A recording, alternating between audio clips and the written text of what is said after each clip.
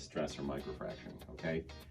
There is a surgery that can be done to help fill that area in. So that microfracturing is actually a soft spot, okay?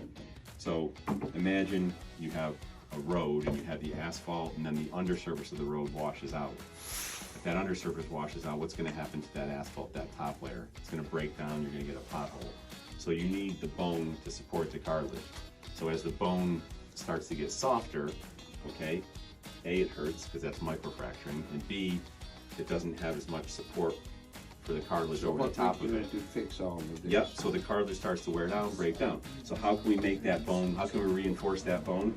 Bone is made out of calcium and phosphate, okay? This is real bone. So you're going to cap me in the back of the spine? Well, no, not necessarily, although there is, that's if in the pelvis area, sometimes we will take bone marrow and inject that in there. But let's say you have that microfracturing, and again, we don't know unless you get an MRI.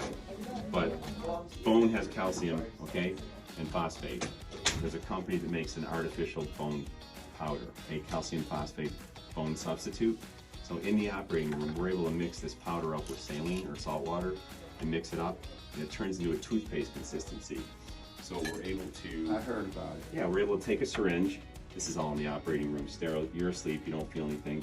Pull it into the syringe, and then using a live x-ray, let's say that's the area where the problem is, we can actually drill a hollow drill into the area where the problem is. And shoot it in.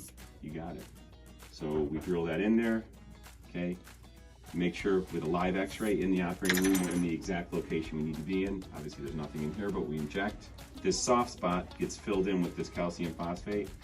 This stuff sets after 10 minutes. Once that sets, that's as hard as your own bone. So A, it biologically, internally fixates that stress fracture and helps your pain, but B, it also provides a scaffold for your own bone cells to grow into and replace.